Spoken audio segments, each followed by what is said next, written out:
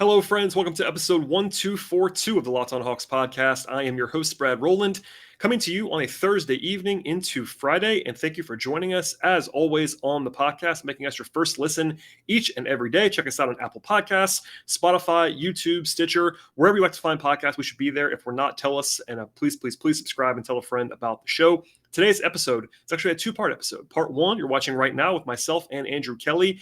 And Andrew and I talked for about an hour, maybe an hour plus, on some fake trade stuff, and we decided to split it into two episodes. But as I sort of just said and sort of teased a few times this week, fake trades are not always my biggest thing, but I know there's a lot of names flying around Hawks Twitter right now, people talking about these big name guys from Donovan Mitchell to Rudy Gobert, Deandre Ayton, Ben Simmons, etc. And Andrew is my first call on the fake trade platform. So we had a lot of fun talking about this stuff. That's coming up momentarily. And also Andrew joined me this week talking about the NBA draft and the aftermath of the draft lottery on Tuesday evening into Wednesday. That show is still available in your feeds right now. So please give it a listen, and a subscription, reviews, all that stuff is always encouraged. Just so you know, part two is available right now as well. So part one, you're about to listen to right now. And then as soon as it's over, flip over to part two. It should be in your feeds immediately following that. And we'll have much more going on into next week and beyond. The draft is coming 5 weeks from today as I record this. The NBA draft arrives. The combine's still ongoing. We'll have player reviews, player capsules, all that fun stuff coming up with the podcast. But today is our two-part episode. Part one coming to you right now, myself and Andrew Kelly on fake trades and more coming up. You are Locked On Hawks, your daily Atlanta Hawks podcast.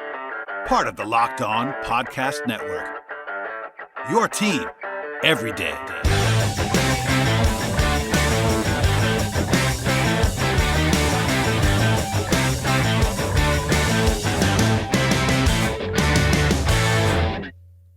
I am joined once again by my friend and a friend of the podcast, Andrew Kelly. As I sort of teased on our last discussion point on this podcast, the first person I thought of without any hint of anything, the first person I thought of to talk about fake trades was Andrew Kelly. Hello, sir. Thanks, man. I think you've seen enough of my fake trades over the years that I've sort of become identified as that guy. So I appreciate you having me on for this. No, and the good part about this, and people know that I'm not the biggest fake trade discusser in public, and it's because it can get you in trouble if you're covering a team close up. Sometimes there's stuff I can't say out loud or stuff I shouldn't speculate on. And on this podcast, we're going to try to throw that out the window, at least on some extent. People always ask for fake trades, and we're here. So before we get into like the names of things, and that'll be fun to talk about, I do want to get your sort of temperature on where the Hawks should be trying to go. We talked about it a little bit on our draft discussion earlier this week, but in terms of how urgent it should be, like whether you're a run it back guy, whether you're they have to do something big guy, like what is your mindset if you're Travis Schlenk, if you're even an observer on the outside right now, like what the Hawks should be doing in the next couple of weeks or weeks and months? Well, I think relative to last summer, this has to be one where you're trying to be more aggressive. Like after they made the conference finals last year and they did it without DeAndre Hunter, I think it was reasonable to essentially run back that team and hope for internal improvement, hope that you can get a quality backup point guard this time, and basically have those expectations going into the season. Whereas now I think you have a better idea of where this team stands. They were, I think, very humbled against Miami. It exposed some key flaws for the team. I think sort of the frustration of the regular season having to use the play-in to actually make the playoffs was important as well for context. So I think that going in, they can't be complacent at all. They have to really try to push some chips in. They have some young players that we don't know what direction they're going to go into. They have guys that they're starting to pay. They paid Herter last year. Hunter is extension eligible. This is really the sort of offseason that I have circled as one where Trey's extension kicks in, where they have to sort of consolidate some pieces that they're looking for to form a long-term contender core around Trey. So I think going in, this is one where it's time to be aggressive. That's basically how I would define my mindset going in. Yeah, I think that's totally reasonable. And I thought running it back was defensible as well. It's hard to break up, or even, break is maybe not even the right word. It's hard to be too aggressive and to tamper with or change a team that just made the run it was on, particularly when it was young, under control, and they could just bring it back without having to do much of anything, especially when you factor in the injuries they had a year ago. They did that. They all regretted it to a man. Wrestler Schlenk. I'm not sure what Nate thinks. I'm sure he thinks the same. And now, my party line, it's not the most sexy thing in the world, is that I think that they're going to change the core on some level. I don't know what it's going to be. Maybe on the smallest level, it could be a Gallo plus pick trade for a new face to just add to the core. Or you could be trading, 1, 2, maybe even 3 of your guys that are under contract. And this is easier said than done as well. But like Trey's the only guy that's sort of off the table. And I know there was a piece earlier this week from Chris Kirscher where he made some predictions.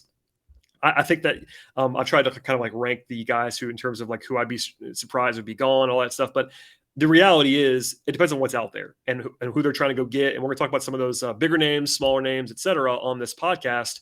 But if you're Travis Schlenk, I'm sure they have an idea of what they want to do, generally speaking. But at the same time, it also, especially when we talk about the higher end names, is always worth remembering, like, there are circumstances beyond your control. Like if you're someone who loves DeAndre Ayton, you probably love that Phoenix went out in the way they did, because now he's probably more available than he was before. Obviously, there are guys who might ask for trades. If you're someone who wants Bradley Beal badly or wants Donovan Mitchell badly, you need those guys to ask out, because if they don't ask out, they're not going to get traded for the most part. It's very interesting to kind of go through when the dominoes fall, how they fall. We're talking in mid-May. Like, we don't know a lot of this stuff, and we can't know a lot of this stuff. So it's all kind of hypothetical, but especially at the higher end, you can make offers, and offers will be made, I'm sure. And Travis is not exactly shy about making offers and being aggressive, but it takes two always. So like even the best fake trade, you have to like understand it may not work for both teams, because one team may not like the guys that you have. Yeah, we're completely on the same page there, I think. And just as far as areas where I think that they need to clearly address, I think when you look at the perimeter defense, and this team was bottom 5 in defensive rating last year, I think that's definitely an area that you have to circle in red, that you have to improve. It can't just be one guy. You need to get better there all around, I think. So that's an easy area, draft or otherwise, where I think that they need to be looking for improvement. And then secondly, and this touches on what we talked about in the last podcast, but they have got to get another creator in. I think that Miami clearly exposed that weakness with the Hawks. It just seems like they don't have a guy that can clearly win in 4-on-3 situations over a full playoff series. I think Bogdanovich has that potential at times, but Bogdanovich just, this has been 2 playoffs in a row where he's struggled with injuries. And I just don't know that he can physically scale up to massive usage, in a playoff context, or he has to play 30 plus minutes per game. It just seems like he is going to get hurt, frankly. Yeah. So I don't think that they have that guy on their roster clearly. Herter, I think, is a good secondary creator. He's a good decision maker. He's good at linking plays together, but I don't think he can scale to high usage. DeAndre Hunter, I think that overall, I am pretty optimistic as far as his actual shot creation. I know he took a step back this past year, but I think we saw in the last game too, and I don't want to harp on the last game too much, but I think that he does have that upside at least, but the passing isn't there. The handle clearly took a step back. Yeah. So they've got to get somebody else in who can win in those advantage situations and take some heat off Trey. I think that's going to be something that he's going to be pushing for internally. I think that's something that's clear to Travis, and I think it's clear to Tony that they have to be able to get a player like that. It doesn't necessarily have to be a superstar. If you look at Dallas, for example, like they have Jalen Brunson and they have Spencer Dinwiddie. These are guys that can drive, they can collapse the defense, they can take, some pressure off of Luka so he can get breathers in at time. The Hawks just don't consistently have that guy. So I think they have to be aggressive in trying to find one like that in the offseason. Today's show is brought to you by Truebill and free trials often renew without your consent. If you didn't know that, it's actually because it's a business scam. It's out to get you. Do not let corporations pocket your money out of their own greed. Instead, download Truebill, take control of those subscriptions. Truebill is a new app, helps you identify and stop paying for subscriptions that you absolutely don't want or don't need or even forgot about entirely, which happens to me sometimes, to be honest with you. And on average, people save up to $720 per year using Truebill. Truebill makes it incredibly simple when it comes to canceling subscriptions that you actually don't need, and that's important because companies make it very hard to actually cancel on purpose. Link your accounts together. Truebill will cancel those unwanted subscriptions in just one tap, and as someone who manages a ton of this stuff from the sports world into the entertainment world, podcasts, all that stuff, it's very, very important that you have Truebill, and it's awesome for me. I highly recommend it at the highest levels, and Truebill has 2 million users, actually more than 2 million users, and Truebill has also helped people save more than $100 million overall. Do not fall for those subscription scams. start canceling right now today at truebill.com/lockedonnba. Go right now to truebill.com/lockedonnba. Could save you thousands each and every year. One more time, that is truebill.com/lockedonnba.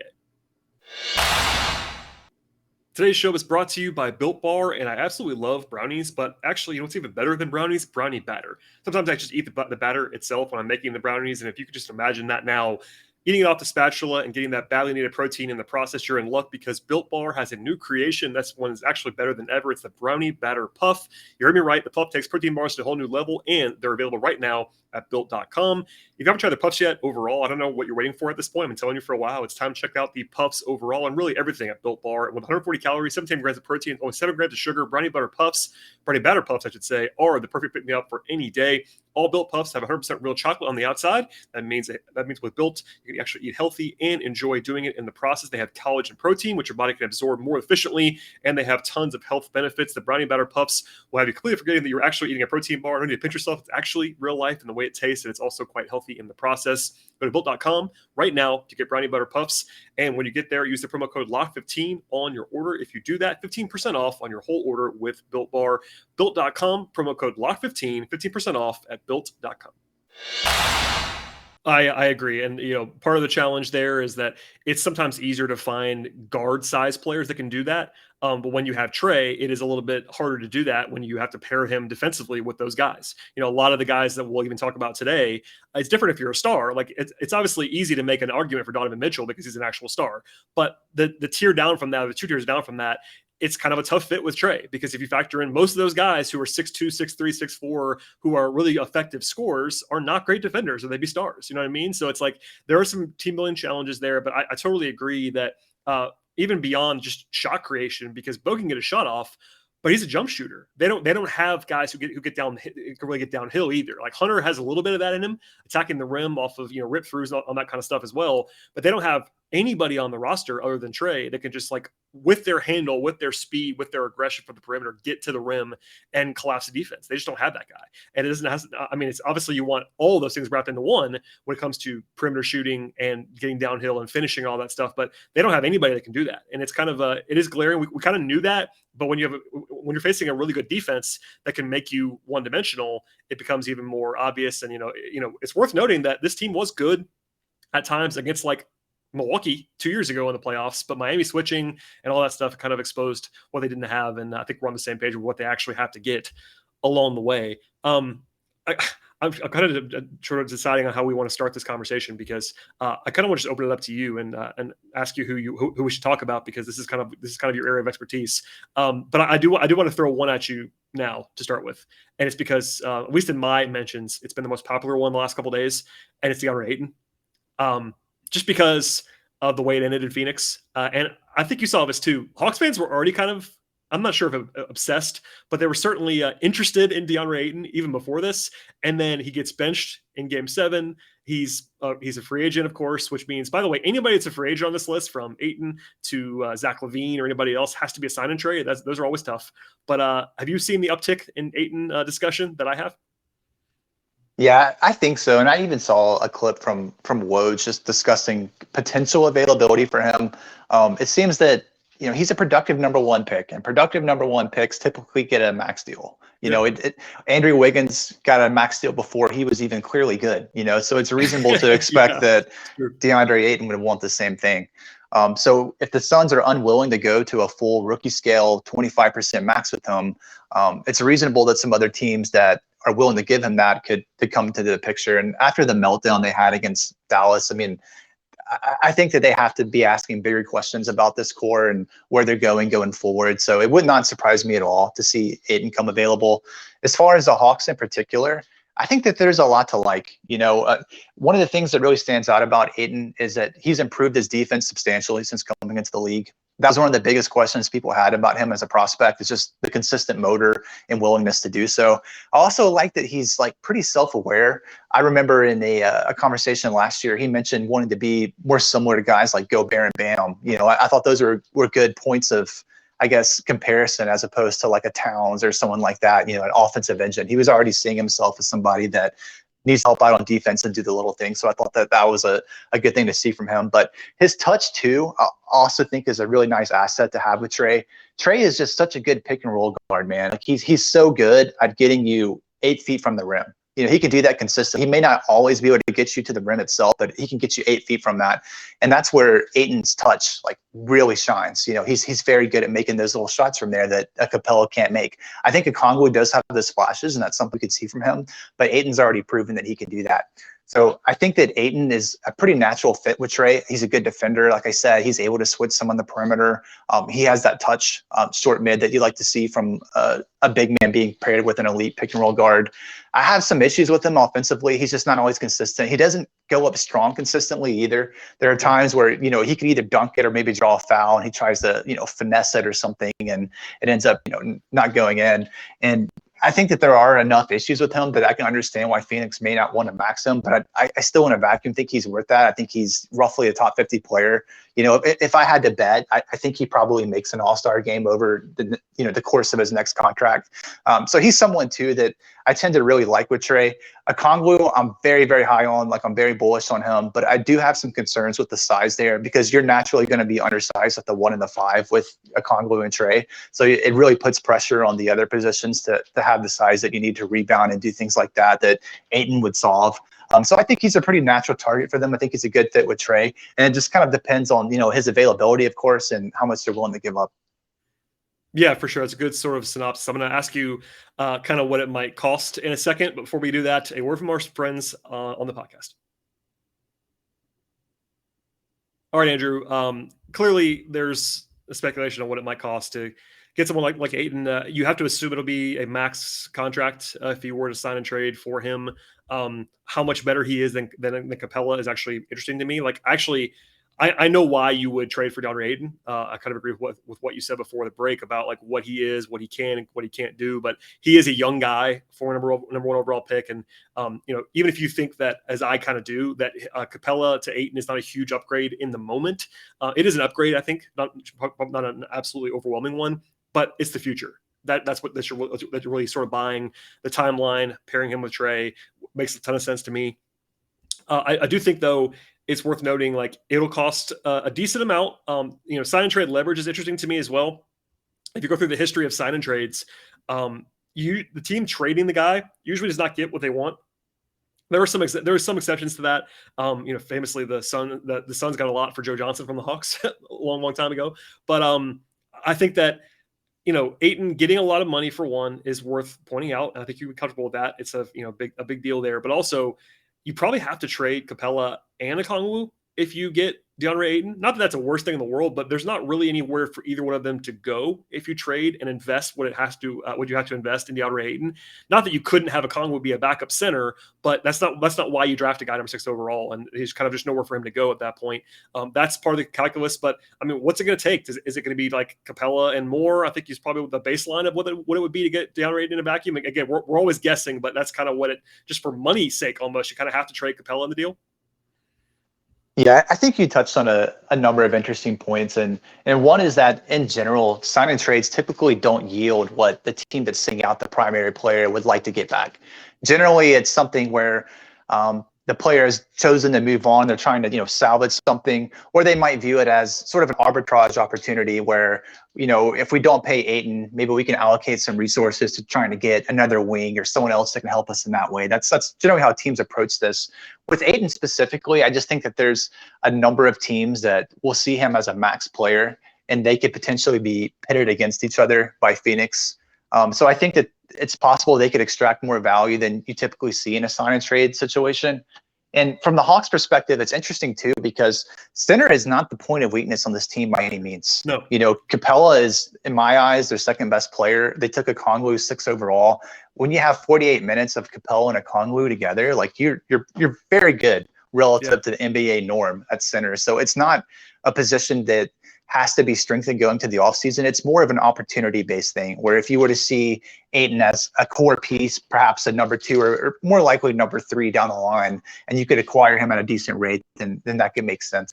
As far as what I think it might actually cost, I mean, I think Capella, he naturally has to go back to Phoenix. They have to get a good replacement center for him. Yeah. And it's interesting, too, you mentioned that the gap potentially between Ayton and Capella. I mean, if there is a gap, it's really not big, honestly. Like Capella is Like I right think now, clearly, for sure. yeah, exactly. Like Capella is clearly a better, maybe not clear, but he in my eyes, he's definitely a better defender than Ayton. Ayton has some strengths, but I think Capella, as far as like his experience and his organization and things like that, is definitely ahead of Ayton. But offensively, it's just a completely different thing. You know, Ayton's ability to make shots off the roll, like things like that Capella just does not possess and is never going to possess, or key strengths for him. As far as what I think I'd be willing to pay, I mean, Capella's going back. I think you have to include somebody else in there too, perhaps like a Herter, you know, to match salary, and also to give Phoenix reason to do the deal. I mean, we just saw in the playoffs that like the lack of shot creation is a real issue for Phoenix, not having a third guard that they can use at times. So I think Herter is someone that I think James Jones would be inclined to like. So maybe like a Capella Herter kind of package. I mean, you're not throwing in a bunch of picks or anything like that because it's a sign and trade, but something like that I think is feasible. You know, it's not unreasonable to give that up if you see Ayton as a core piece. So something along those lines, I think, is what you're looking at a potential sign and trade. Yeah, I think that all makes sense to me. I'm sure that, you know, if Ayton was under contract already and being traded, the Suns probably want to get more than that for him, realistically. Yeah, then picks are coming in. Yeah, if he was already signed. And that's the crucial distinction here, is that, you know, the Suns don't have a ton of leverage. And again, because this basically means anytime if they want to sign and trade him, it's basically that they don't want to pay him. Like, that's the thing. They kind of, that has to become kind of known on some level. On the flip side, if you're the Hawks, and this goes with any free agent scenario, like, he has to actually want to come here or there's no dice. You know what I mean? Like, this is not a situation where you could just make a trade for a guy without any sort of context. He has to kind of pick you in the scenario as well as negotiating the trade. It's a multifaceted thing. That's why these are really hard to do in a lot of ways. But yeah, I think that's it's an interesting one for sure. It's definitely more of it's a play on, like, if you just think that Deandre Ayton is a top 40 player in the league long term, then, like, yeah, you want to pounce on that. He is, of course, much younger than Capella, probably going to age pretty well, and might be a sort of a distressed asset, and it's definitely a change. I mean, your team would change a little bit, but the thing with Ayton is he is a good defender. It's not like he's a bad defender. If it was a situation where it was an offense-only center, I would be a little bit worried because of the pairing and what the Hawks don't have already. But he's a pretty good defender. He's not, I agree with what you said before. I think Capella is better right now defensively than Ayton is, but Ayton's a positive defensively. So I think you can get away with that. And also, as mentioned before, if you did, let's just say we called in the trade Capella and Herter for Ayton, you could then, and I think you probably should then, turn around and try to get what you can for Okongwu and try to make your team better that way. And that would be an interesting sort of way to kind of replace, maybe not replace Herter, but to get you some more juice on the perimeter somewhere in exchange for Okongwu. Today's show is brought to you by Sakara, and feeling your best starts with what you eat. Sakara helps you live a healthy, balanced lifestyle and truly enjoy it with delicious, plant-rich, transformational nutrition that builds a foundation for living in your best body. Sakara is a wellness company that's anchored in food as medicine, on a mission to nourish your body through the power of plants. And Sakara gives you the tools necessary to transform your life with their organic, ready-to-eat meal delivery program and functional wellness essentials. They have nutritionally designed, chef-crafted breakfast, lunch, and dinners. And they're made with powerful plant-rich ingredients that help you boost your energy, support your digestion system, curb your sugar cravings, and get your skin absolutely glowing. Plus, it's all delivered right to your door in a ready-to-eat package. Sakara's functional plant-rich wellness essentials help you create your body that you'll absolutely love living in. From their best-selling metabolism super powder to the foundation, their daily supplement packs, Sakara's products are designed to help you support your wellness goals anytime, anywhere. And right now, Sakara has an offer for us, and our listeners get 20% off their first order when they go to sakara.com/lockedon20 or enter promo code lockedon20 at checkout. That's Sakara, which is SAKARA.com/lockedon20, 20% off on your first order. Sakara.com/lockedon20. Yeah, I'm with you. And another point of interest too is that Ayton rebounds too, and that's an important thing when you look at the Hawks team. They really require like Capella to almost be like a champion on the boards, you know, to really dominate that himself. And he is, you know, obviously Collins rebounds. I mean, depending on how you see his fit in the roster long term, but the rest of the guys, like, you know, Hunter is honestly an embarrassing rebounder. Like, he doesn't give you anything. Herter doesn't really give you anything. So I think that's a key area too, because Okongwu has not really shown that ability. And I know that was singled out as an area of improvement by Schlenk, but it's not something that you can bank on. So I think that's a key area too. You know, it's maybe more minor in as far as like big picture, but when you look at how like the roster is constructed, and you can only change so much at the end of the day, you know, like I think that's something that he can really like add to the team. Yeah, I agree. Feel free to add anything else that you want on Ayton. If not, I want to kind of pair him with Gobert because he's, of course, the other prominent potential big man target. Again, same thing we talked about before. Center's not really a point of need for the Hawks, but Gobert is a defense unto himself, basically. You saw what Utah's perimeter defense is capable of in terms of the negative, but he has somehow been able to drag that team to a top 10 defense every year kind of by himself. And I know Gobert is not the most popular player in some circles, but he is an awesome defender and could be available, particularly if Mitchell stays in Utah. Is he on your list of at least semi-intriguing guys, or is that one where you would not go that direction? Well, I think he is, and I think you kind of made the case for me. I mean, when you look at the personnel that Utah has as far as perimeter defenders, like this is among the worst in the league, in my opinion. I mean, Mitchell has clearly regressed as a defender. Joe Ingles, before he got hurt, was not good. Bogdanovich, Jeremy Clarkson, these are not good perimeter defenders. I mean, they have Royce O'Neal, who's good, but outside of that, like, he's just okay. Honestly, he's not even that great. Yeah, I mean, he's good. He's good for them. but like, yeah, exactly. He's good for them. And then you look at how they performed, and I think they were 10th in defensive rating this year. That's really an incredible accomplishment, and I think it really speaks to the effectiveness of Gobert. So with him, I think that he's honestly underrated. I mean, he's probably perennially underrated, at least during the regular season, as far as like how he can help your team sort of gain a cushion as far as playoff seeding. And I think from the Hawks perspective, I mean, you also have to consider that they needed the play-in to make the playoffs this past year. Yep. They are not a team that should basically hand wave the prospect of adding a floor-raising type player. I think that's an important thing to consider. They were bottom 5 in defensive rating, and this is a player that's perennially churned out top 10 defenses as regardless of perimeter defensive talent on him. So if he's somebody that could potentially push them, just into the top half of defense with your top 5 offense that you're going to have with Trae Young, then that could arguably be the difference between being, a 7-8 seed type team versus being like a 4 seed. That's a big deal. It helps you with fatigue on Trae if you have, you're not fighting to get to the playoffs in March every year. So I think that's something that's important to consider. But yeah, I mean, Rudy to me is a perennial top 25, top 30 player. This is a guy that's won 3 Defensive Player of the Years. I believe he's made 4 All-NBA teams, and nobody else on the Hawks roster can sniff those from like an accolade perspective. Like nobody else has come close to that. I think he's undervalued again, just because of some unfortunate playoff exits, which he hasn't even had a lot to deal with in most cases. He's not defending Jalen Brunson on the perimeter like Donovan Mitchell is. That's not something, he has to help when Mitchell gets burned, and then that creates a ripple effect throughout the defense. But yeah, I think that obviously he doesn't really align, time-wise that you would like with Trae. I mean, he's entering his 30s now. He's on a super max contract. That has to be considered. I mean, we're talking major money, like 40 million plus, like in annual value. Again, it's not a position that they really need to strengthen. They're already strong there. But it's like, if you can get a top 30 guy at a reasonable price, who's also a good fit with your best player. I mean, if you have Trae Young and Rudy Gobert, like how is that team not good? Like how do you have one of the best offensive players in the league and one of the best defensive players and not have a good team, especially when they're, synergistic as they are on offense? Like Rudy with a passer like Trae, I mean, he could average 17 or 18 per game on a 70% true shooting percentage, and that would not surprise you. So I think he has to be a natural target, even if he might be lower as far as, like solving the creation issue and things like that. But I think you have to at least consider Gobert. All right, Andrew, to the point about Rudy, it's a lot of money. Like you said, it's like 170 million over 4 years. Like it's a lot. It's a super max deal. Yeah, it's a lot of money. That's worth pointing out. And you talked about his age too, just to kind of round that off. He'll be 30 in June, which is, I think he can probably last as a good player for the whole contract, but it's almost certain in my mind he will not be earning, quote unquote, all of his money at the end of that contract. It'll probably be a negative at the end.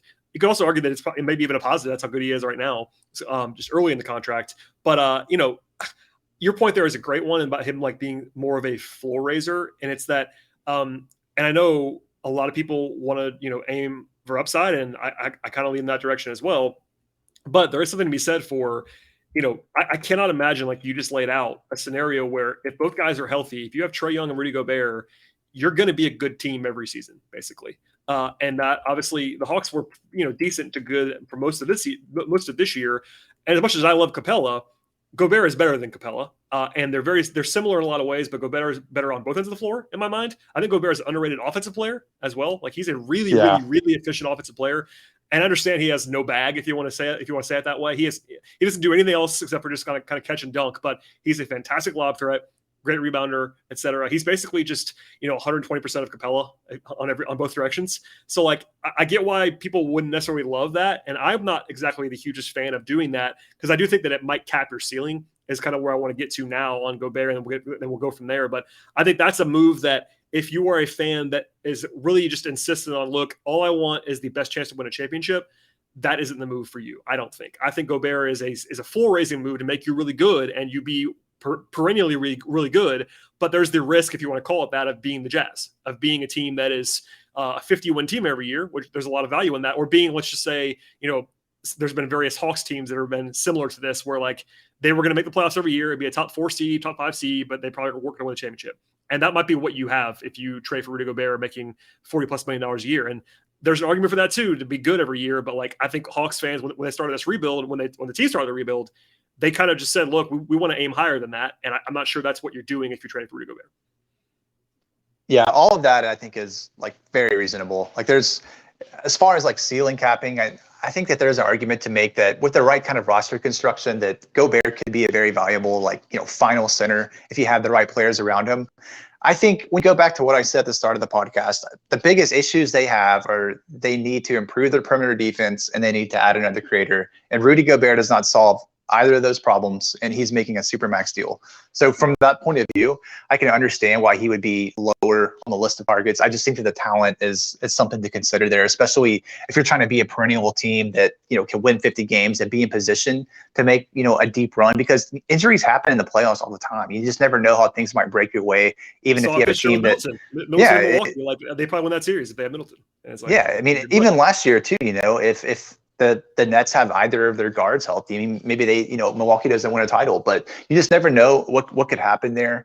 But again, he doesn't solve either of the two biggest issues. But yeah, I mean, I think that Gobert, I think in general, people kind of know how it breaks down with him, that I don't think I need to add a lot more, but I just think that if you can get him for a reasonable price, to get a top 25, top 30 player, like it just makes sense. This is a 3-time defensive player of the year on a team that was top, bottom 5 in defense. Like, how does that not improve them? You know what I mean? Yeah, no, I think it's one of those situations that's where kind of where I stand on him. Yeah, I think it's one of those situations where maybe he's not your number one plan, but maybe you get into late June and you're Travis Schlenk and you realize that like what you actually want to do isn't available to you, and Rudy Gobert is available for a reasonable price, and you go do that. That does make sense. I'm not saying you don't do it, because I think we're kind of similar on this. Like, he wouldn't be my priority at all. Yeah. But if you can get Rudy Gobert for Capella and a little bit more, you kind of just have to do that. And also, you have more moves to make if you do that. Like, you didn't address your shot creation issue. You have to try and find that in another area. Agreed. Yeah. I mean, maybe you need like a good like Hunter outcome, something like that to really unlock that high ceiling. But it's just like, this team was in the play-in again last year. I know they had injuries, but injuries are part of the game. If you have like a core duo of Trey and Rudy, like that team's going to be very good. You have to consider it. Yeah, I mean, in terms of team quality, obviously they made the conference finals last season, but in terms of team quality, I think that you're immediately the best team you've been on paper when you trade for Rudy Gobert. Unless you just give it an absurd amount for him in the trade, that becomes different. But if you trade what I think is like a reasonable return for Rudy Gobert, you are the best you've been at any point in the last half decade at that moment in terms of like your actual team quality. And that helps you. We'll see if that's like actually on the table. And Utah is a great example. We talked about at the very beginning of this podcast, where like it could be they trade Mitchell, they could trade Gobert, they could trade both of them. I don't know what they're going to do. All right, that's it for myself and Andrew for part 1. But as a reminder, part 2 is available right now. So flip on over there. Part 2 in your feeds immediately. Check that out and be sure to subscribe to the podcast. Tell a friend about the show, and we'll see you next time.